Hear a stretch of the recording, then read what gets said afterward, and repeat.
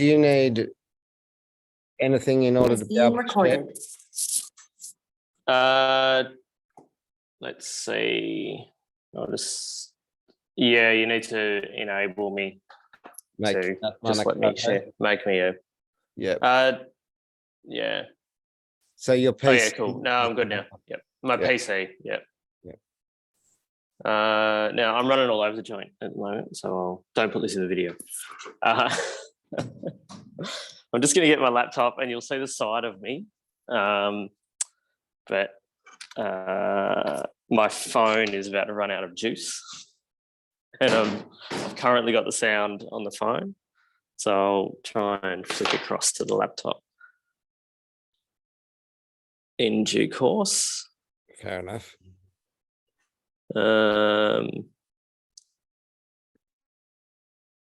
Just trying to get myself organized. I'll take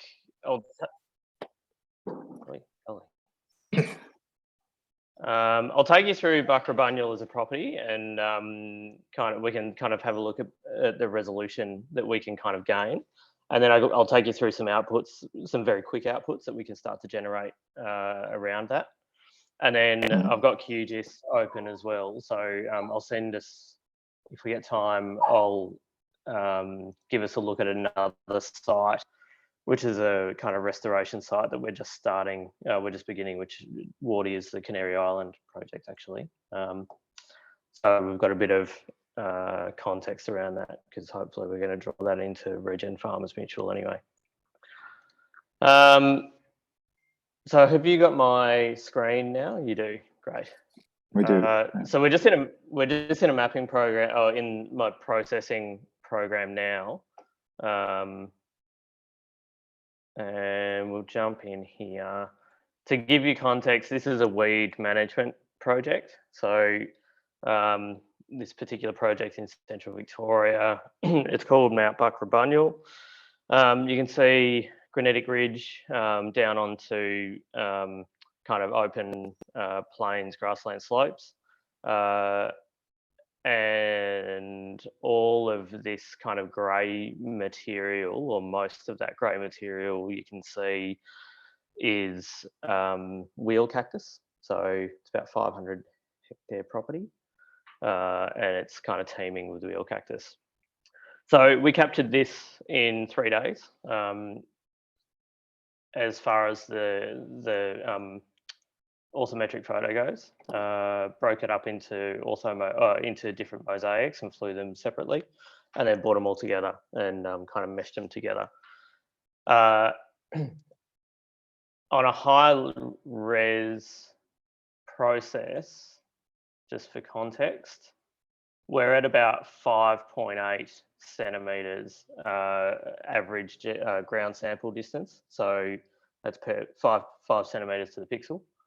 I try and process as high as possible, and then it's really easy in GIS software to kind of bring your resolution down just in the processing that way. So you just resave it and downsize it. Can you zoom in for So to give you an idea, like, does that give you a really down to 6 centimeter kind of resolution, so you could see individual cacti plants almost? Yeah, so I'm not gonna go to a big infestation. I'll go to a smaller one, and I'll target some plants here. So this is the main track. And as we come down, you can see these individual plants. So these have got a really really classic signature, because they're not symmetrical plants. They're quite skinny on one axis of the pad, and really wide on the other. So they kind of look like corals. So we can get right down. This is at 120 meters. I flew this. If we fly it at 60 meters, then obviously your resolution is much better, because you get a better ground sample distance. So down at 60 meters, we could have got about 2 centimeters per pixel or thereabouts, which is like crazy. So yeah, you can pick out individual plants, but then you can also, if we go to a more dense section,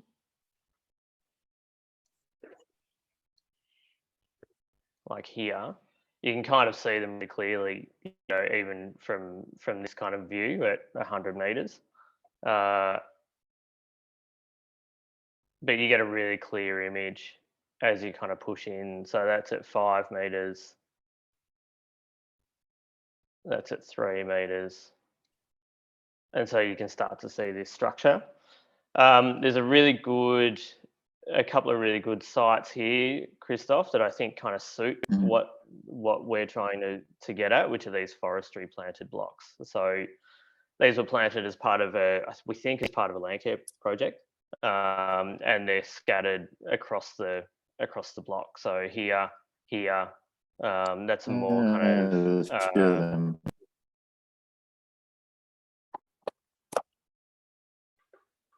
Sorry, go again. No. I would say, yeah. When you had it at that level, we could see them, and there's no other trees anywhere. So maybe just north of this one. Yeah. Just gonna manage my bandwidth a little. Well, yeah, manage my own stuff a little bit, and stop all the video on that. Yeah, so you can start to see these areas here and pick them out. So if we go over here, this is obviously a planted area, and you can kind of get a really clear picture of that. This area here, even though it's part of the same project, was a bit more it's more densely planted, and some of that was planted in these rows. So here and here, and I think there was one in here. And then the rest of it is actually just regenerated. So as far as that kind of that growth goes, you can kind of see that as well, and you can start to identify. That's super interesting. Can you see the last row at the top? Here? No, the one you've got a little triangle which has regenerated in the middle, and there's a sort of a gap. No, further down where you from, yeah, exactly there. There's a little gap between the triangle and the road just above it, roughly where your hand is. Yeah, exactly that gap. Yep. In the middle, there's a little spot there's a little spot in the middle. Can you zoom onto this one? Because that's exactly what we. Yeah. And that's so this bit here. Further to the east.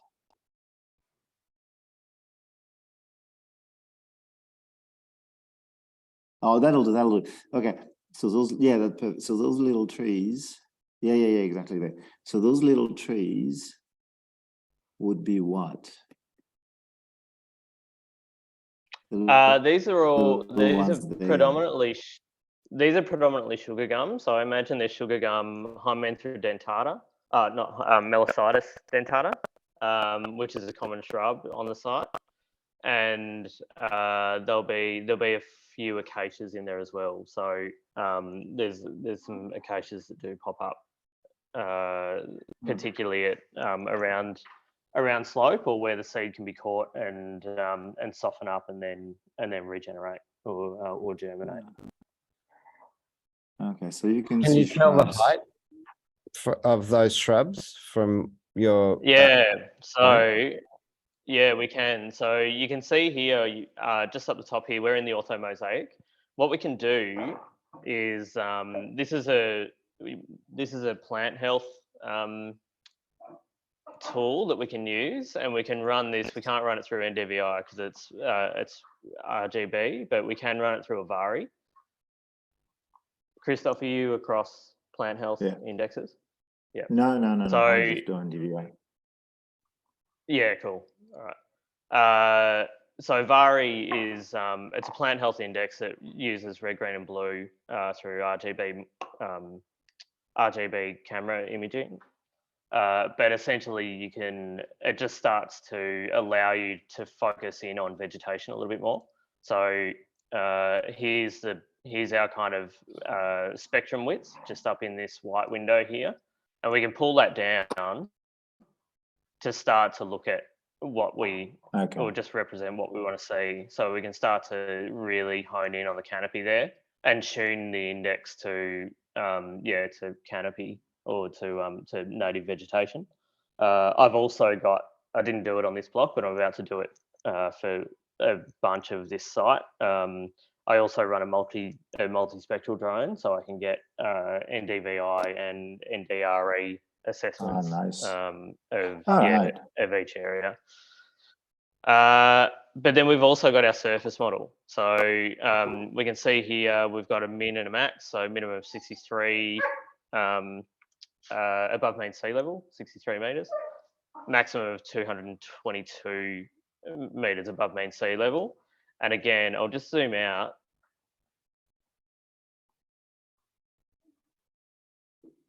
From here, come on, generate. Oh, here it comes. So this gives us our digital surface model, and then we can tune for vegetation. So we want to get most of that purple out because it's mainly surface, and we probably want to come down to about that kind of 170 to 180.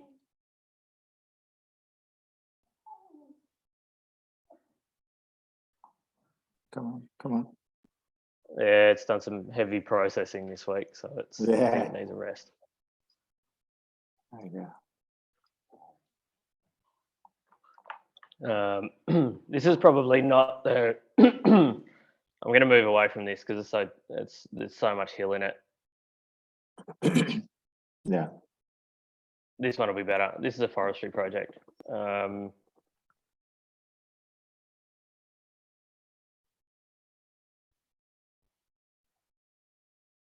Okay, here we go.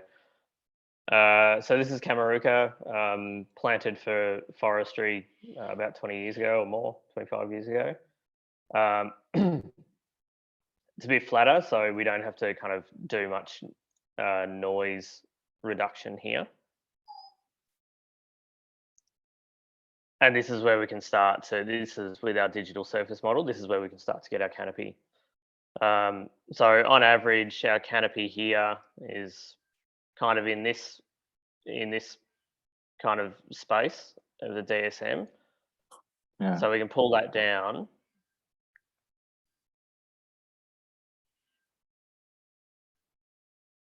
And then let it do its thing.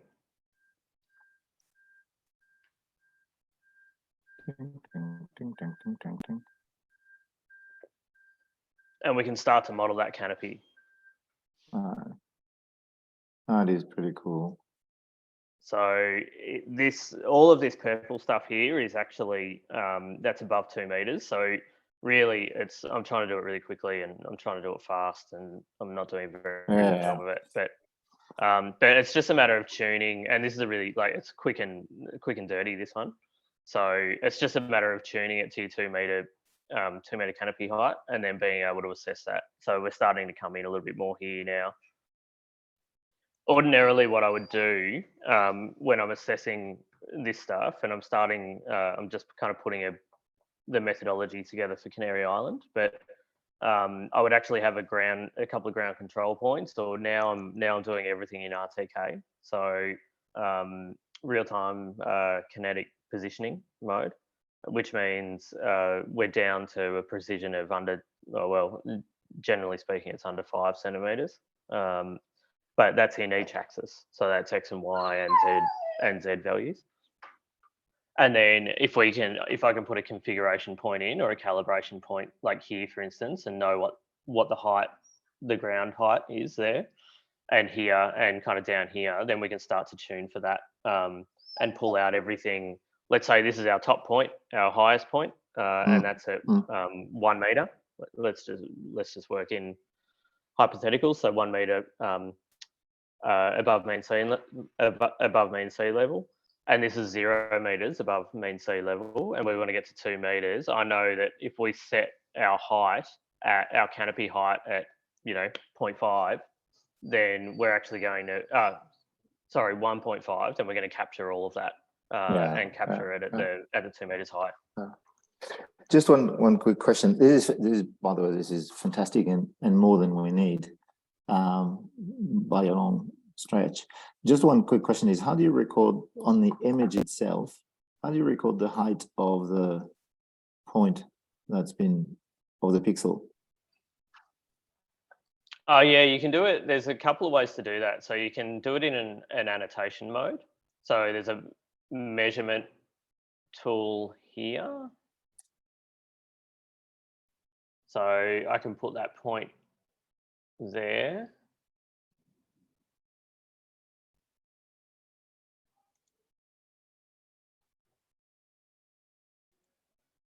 Oh, no, sorry. I see what you mean. No. I meant when you capture the image, how does it know that that point is at that height? Oh, I see. It's all done in the drone. So, so the drone. So the drone's got a distance sensor.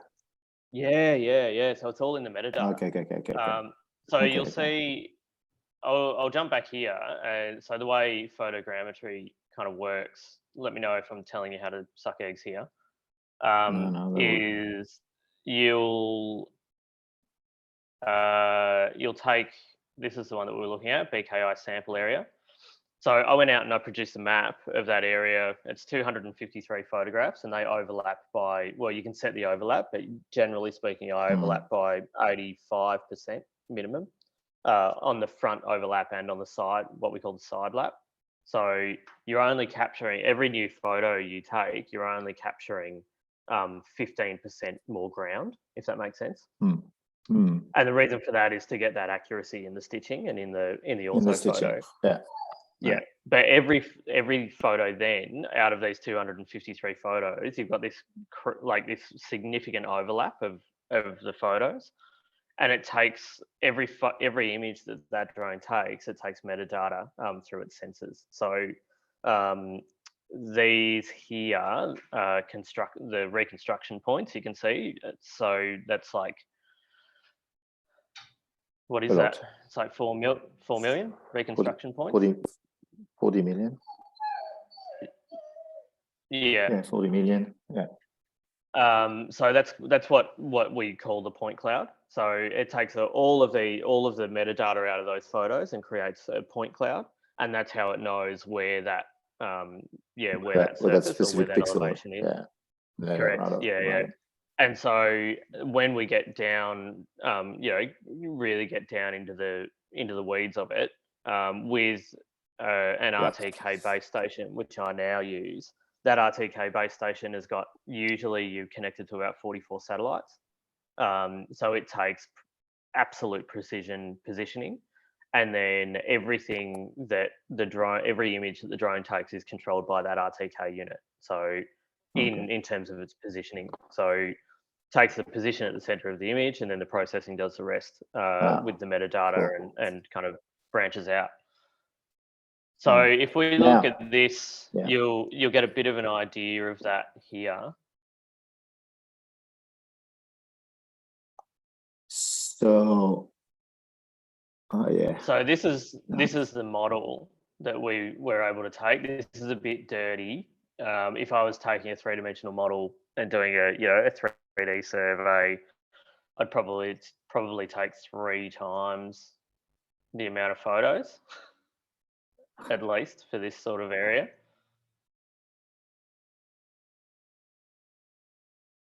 And you can do it in different, you said you can do it in different spectrum, RGB. Yep. RGB, NDVI, NDRE. And then if, again, getting down to the weeds, we've got soil vegetation, soil adjusted vegetation index. So let's say you're just using a standard RGB spectrum, where red you can then determine as soil, and then you can adjust your vegetation to that. So you can tune it to your soil, your bare ground, and then tune it up into your vegetation tiers or vegetation zone. So this is what we get as far as the canopy model goes. If we concentrate on this one here, this is the kind of rough model. So you can see here, there's some you can see here there's a bit of artifact going on here where we haven't captured enough data. So if I was capturing this area, for instance, which might be, you know, a couple of hectares, then I'd probably, this is the amount of information I'd capture, and then I'd focus on this target area. Yeah, exactly. I would say you don't need to, you don't need to have everything at the same resolution. Yeah, that's right. Yeah, that's it. Yeah. And again here, so we dropped out here just because we just didn't get enough photos of this area, because it was a bit of an exercise. So, but this is what we can start to achieve here. And then if we come in, these little blue points are the cameras, so that's where the photos are taken. So you can kind of get a bit of an idea of what that is. But then if I reduce that, this is our point cloud. So this is what we get. This is what the drone takes as far as point clouds go. So every single one of those points is a value, or just a couple of values, and it just pulls it out and puts it in 3D space. Now, so with that, gets us forest cover like dead easy. Regeneration for shrubs probably dead easy as well, as soon as they're like, you know, 0.5 meter tall. The one challenge then is when the regeneration, and I'm thinking Traprock quality, when the regeneration is very, like, you have saplings that are, or seedlings, should I say, that are, you know, less, not even higher than the grass, that is impossible to detect. That still will have to be done by boots on the ground. But as soon as they pick their little heads above with the right, especially, sorry, I'm thinking aloud, if you calibrate the color to the exact color of the species that you're looking for, and you can train that easily on a couple of samples, then they would be easy to identify through their color signature, even if they're very small and barely above the grass. Yeah. That's not a plant signature. Is that a layer in drones or a layer in satellite? I mean, sorry for asking a dumb question, but can a drone pick up a plant signature? Yeah, it can. Yeah. So this is what we've got. This is kind of what we've got going on here a little bit. So you should now be in seeing the QGIS screen with Canary Island. Right.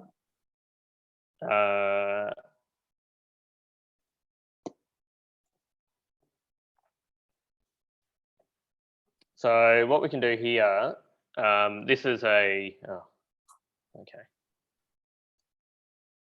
this is a flat paddock, essentially. We've got woody vegetation, so, you know, carbon, let's say carbon project here and here. We've got grassland in the middle. This is an NDVI assessment. And what we can do to be able to, it's just a matter of kind of getting rid of the guff, if that makes sense. So I'm going to pull you, we can include a bunch more classes here. And you can see here, classify those. You can see here, really, we want to start to look at, it's about finding the right index, but we want to start to look at the 0.04 or 0.042 index, and start to tune a little bit more to that. So if we start to remove anything outside of that,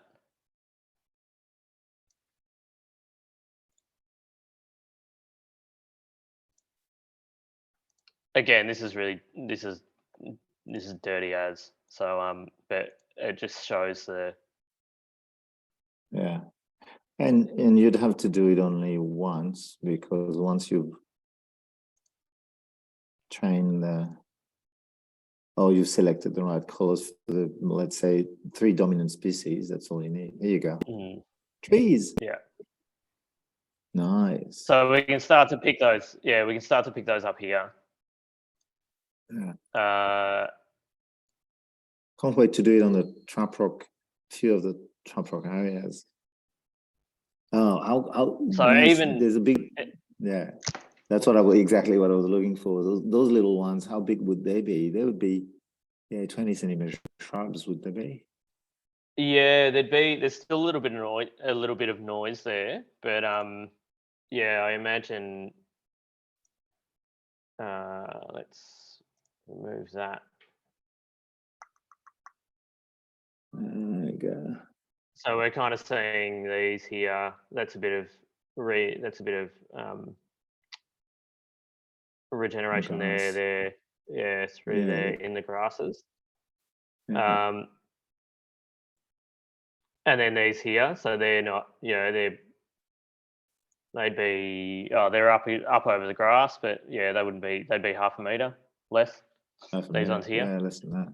Yeah. Yeah. Okay, that is cool. I'm getting a bit of sheep track through there as well. So it's just about finding that, like, you want to find the index and then manage for it. Yeah. I don't know. Yeah, go ahead. I don't know if I've got it accessible here, but I'll show you. This is like a finite. We'll go back to Buckra Bunyal. No, that's not that. That's not the one. I got that out this week. That was fun. No.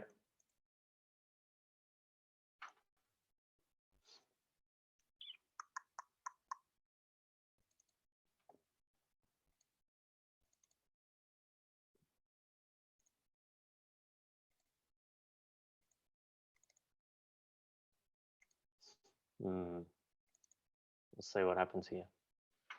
I might have it on the laptop and I'll be able to share from there. So this Buckra Bunyal plant health analysis I did, we really drilled down. So we were only interested in wheel cactus. And so there was a few hours there just trying to really kind of drill that index down, so that was kind of all we were seeing, or we were able to get get rid of some of the guff. At the time that we took the imagery, it was pretty. The cactus was really similar to some of the native vegetation on the site, so it hindered us a little bit. But stop sharing here. Wardy, I don't know if have you given I might need permission on the laptop. That's cool. Hey, I might make you the host. I've got the ASF thing that they've just sent me through the link. I need to be at that community practice in 5 minutes. This isn't finished by stretch. Christoph, the key questions are applicability to the Traprock now, or yeah, that's exactly what I was thinking. Because Traprock is a hard case. If we can, for many reasons, if we can crack it, maybe have a test to see if it's visible. My other question for Danny, which would be interest to you, Wally, probably is, the regulator wants all those methods to be approved by them. Have you run any of that past the regulator in any way, shape, or form? I haven't, Danny. No, I've never had a chance or an opportunity to do so.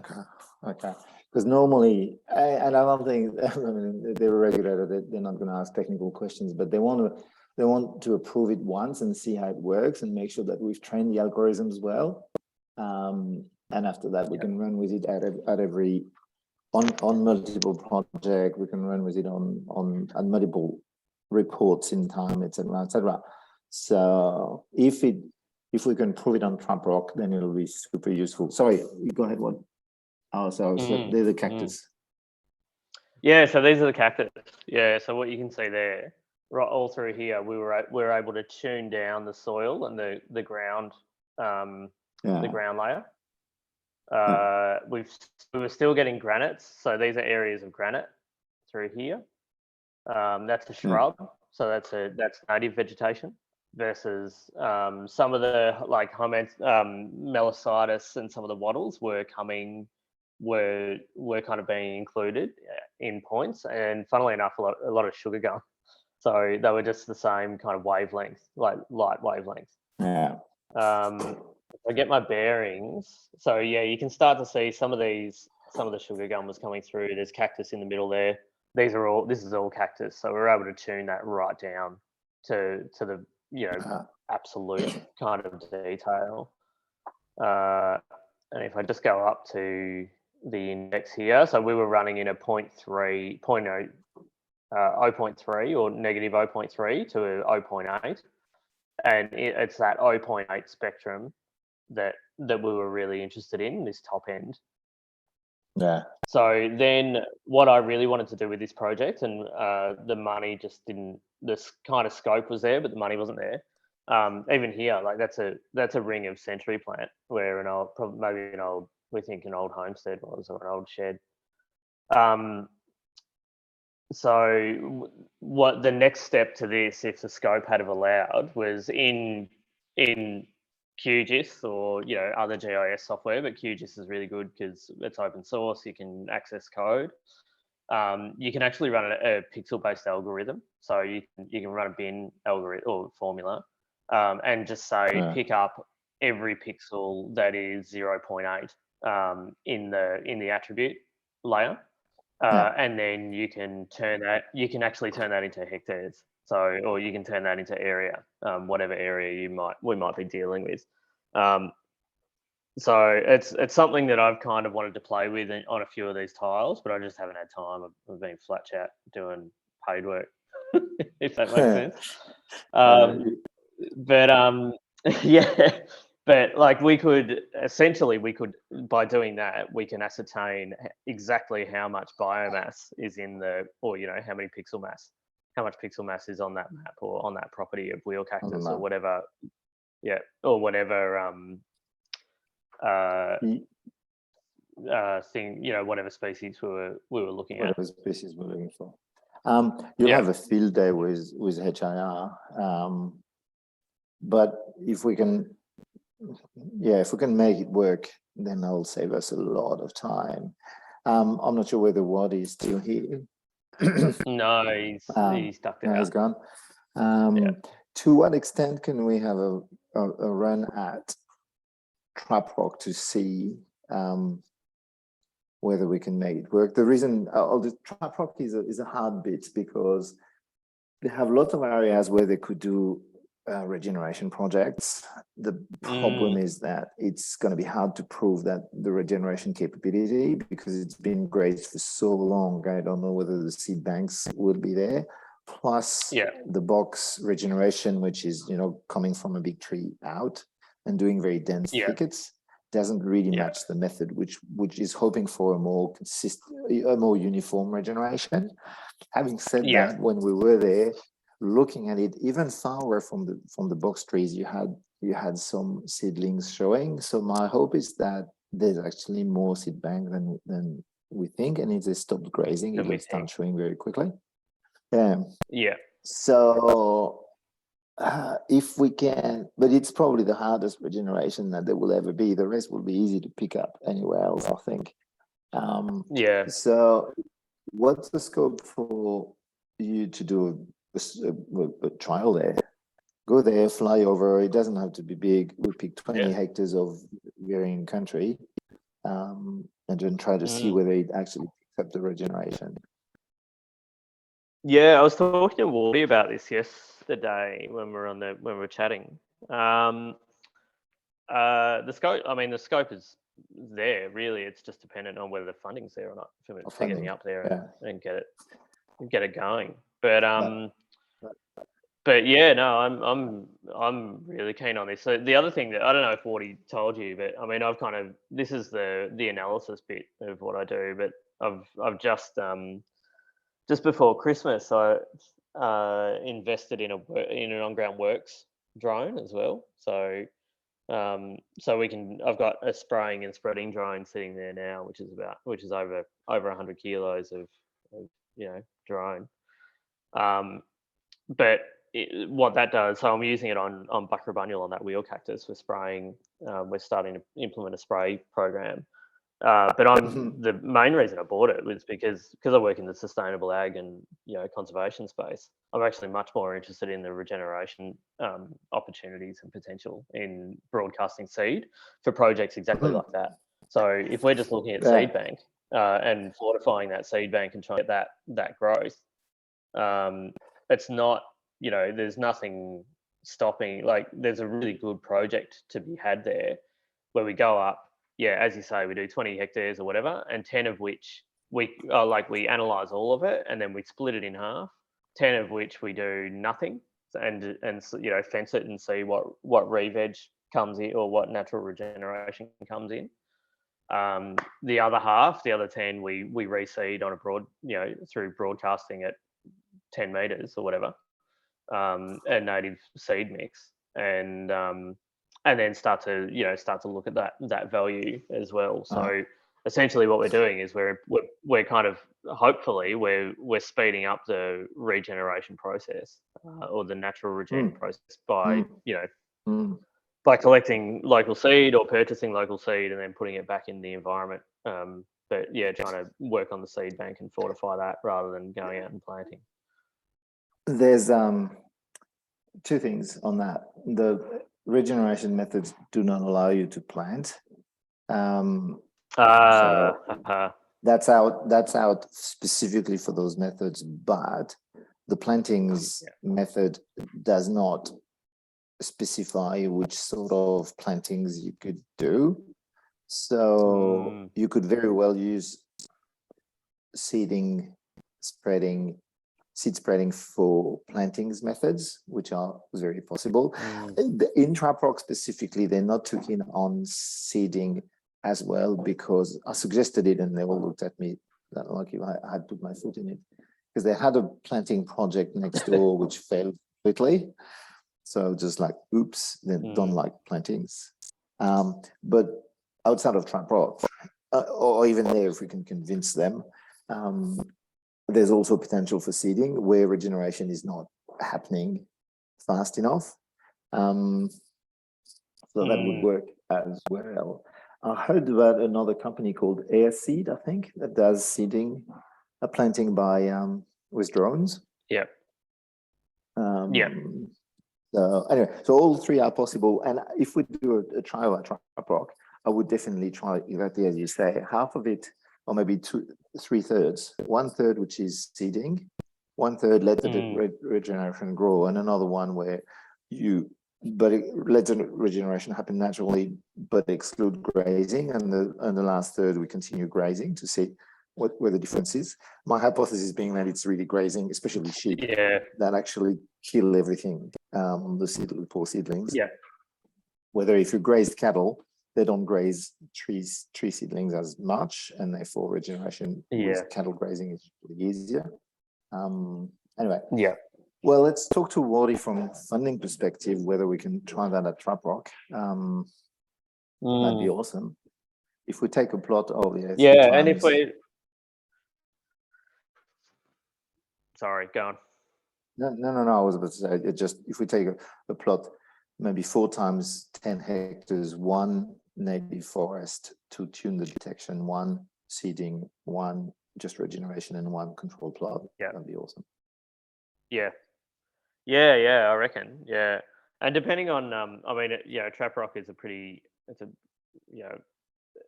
sprawling place as far as the landholders are concerned, though. We can do that in a couple of days if they're close-ish. It doesn't take much to get to actually go and capture the data. A lot of it is actually in the planning and then the assessment and analysing of the information and making sure you can clean that stuff up. So they're pretty accessible from there's a guy who's part of the pilot group, Andy Ferrier. He's very keen, and his place I think would be a good test because it's got a good mix of different soil types and veg conditions as well. He's got very heavily grazed paddocks and some that are even starting to regenerate. That'd be terrific. Cool. So there's that to discuss with Wardy, how we can organize and whether we can get the funding for a pilot. That'd be awesome. And B, the other angle that we probably need to start pushing in parallel, I'm happy to do that with your help because I don't have the technical knowledge, would be to talk to the regulator about having those technical methods approved or recognized, and see what they say. Because some of the big guys, the big carbon providers have project of 70,000 hectares. They don't assess that by hand. Of course they do it automatically. So they must have had some equivalent technologies approved, but I don't think they would have the new ones because some of those projects are 10 years old and that technology didn't exist 10 years ago or even 5 years ago. No, no, that's right. No, it's all shifting so quickly. It's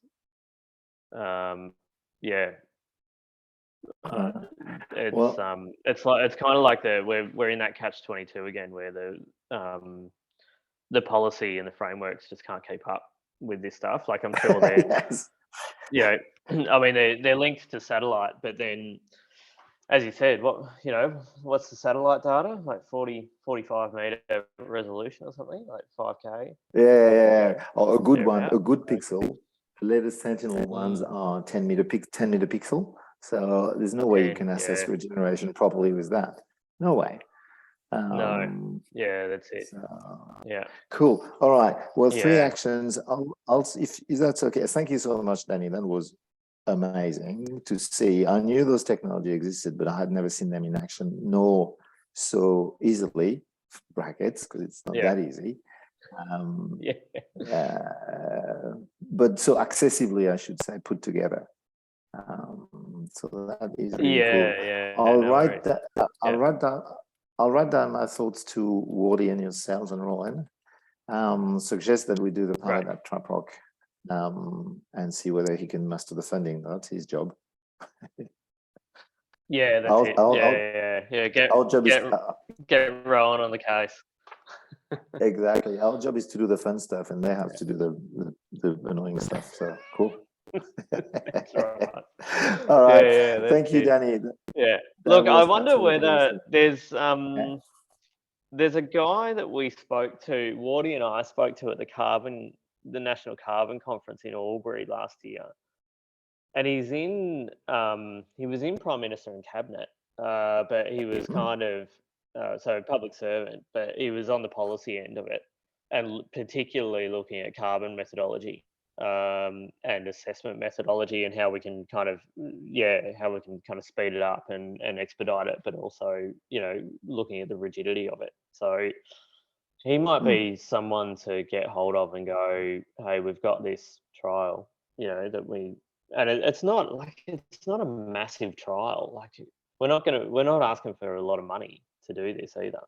No. To do 20 hectares, I mean, like 4 sites of 20 hectares. No, the cost for them to do the procurement policies in government will be 10 times more than the money we'd need. That's it. So, which is ironical, but that's the way it is. I'll mention it into the email. I know that Rowan is talking to the Clean Energy Finance Corporation tomorrow. That's another thing that, and he wants to ask for funding for some pilot as well, for us to simplify the methods themselves from a legal and procedural perspective. So maybe we can we'll mention something like that as well, the new technologies that would help. Cool. Cool. All right. I'm just wondering whether Danny, that was terrific. I'll put that in an email. And hopefully we'll be in Traprock in 2 weeks. Thank you so much, Danny. In 2 weeks. Awesome. I hope so. Yeah. No, that'd be great. I'm pretty pretty excited by this sort of stuff, as you can see. So I think it's got some really good application going for it. Cool. All right, my internet is breaking down again, so I might have to leave it there anyway. But nice to meet you kind of proper. Yes. Yeah, and we'll be in touch. You bet. It'll save some time to a lot of people. So very cool. Yeah. All right. Cool. All right. Thanks, Christoph. I'll see. See ya. Catch you later then. Absolutely. So, yeah. Catch ya.